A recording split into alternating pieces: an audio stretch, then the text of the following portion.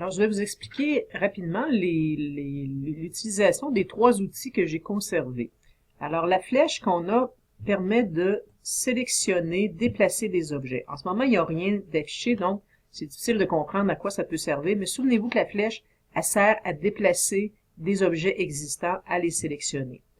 Ce qu'il faut voir, c'est qu'en dessous de chaque outil, il y a un sous-menu. Regardez, sous la flèche, on a les outils... c'est un petit peu tannant, ça, quand ça fait ça. OK.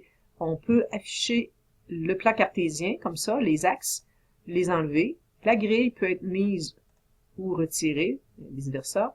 Revenir à la proportion de départ. Ça, c'est si on, avec la roulette, on se met à faire des zooms comme ça, on vient égarer. Donc là, avec l'outil maison, on redevient comme on était au départ. Et on a un outil qui nous permet d'aimanter notre travail à la grille. Ça, c'est important que ce soit placé, attaché à la grille. Vous allez constater que c'est très aidant. Alors, l'outil le plus important qu'on va utiliser aujourd'hui, c'est l'outil polygone.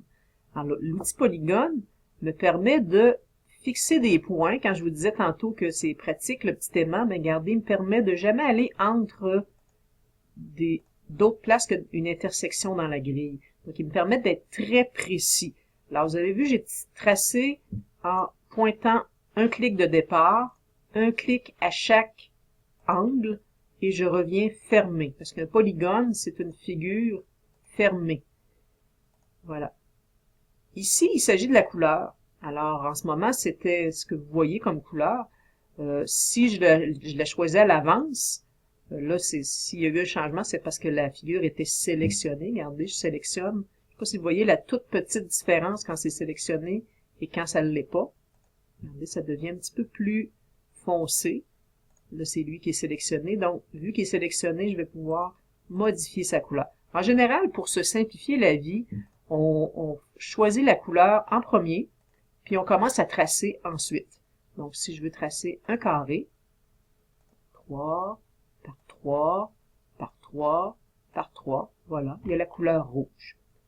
Donc, l'outil sélection, tantôt je vous disais qu'il sert à déplacer, ben voyez, il déplace des objets. Ici, j'ai tiré sur un coin, sur un point qui était un angle. Alors, il déplace cet angle-là et ça déforme évidemment ce que j'ai tracé. Ici, je tire sur un côté du carré et ça fait un rectangle. Je fais des modifications. Un autre outil, j'ai une chose que j'ai pas mentionnée ici dans les outils de polygone, on a sous la couleur l'opacité. Alors si, attendez un peu, je vais en sélectionner un. Je vais prendre cette figure-ci, elle est sélectionnée. Et là, si je joue avec l'opacité de sa couleur, vous voyez ce qui va se produire. La figure, je vais l'échapper. La figure va être plus colorée. Je pense que ça n'a pas marché. Je vais me reprendre en traçant un polygone. Donc, cette couleur-ci, là, je vais dire plus foncé. Vous voyez l'exemple qui est donné là. Donc, le résultat va être plus opaque. Alors, c'est l'opacité. Ça, c'est très opaque. Ça l'est moins. C'est quand même pratique de laisser un niveau clair pour qu'on puisse voir les repères qui sont dans la grille. Alors, si je me reprends, on dit que je sélectionne, tiens, ça me permet de sélectionner cette figure-là et d'aller changer son opacité. Voilà. Et il y a un petit point qui est placé ici. Alors, le dernier outil ici, c'est soit déplacer ou effacer. Alors, déplacer, ça fait comme une main, ça déplace toute la feuille de travail. Ça peut être utile parfois.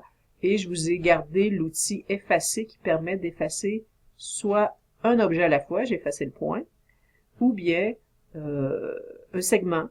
Donc, si j'efface un segment, vous voyez bien qu'il y avait des conséquences à effacer ça. Je peux aussi prendre une efface et faire comme on fait au TNI et effacer tout.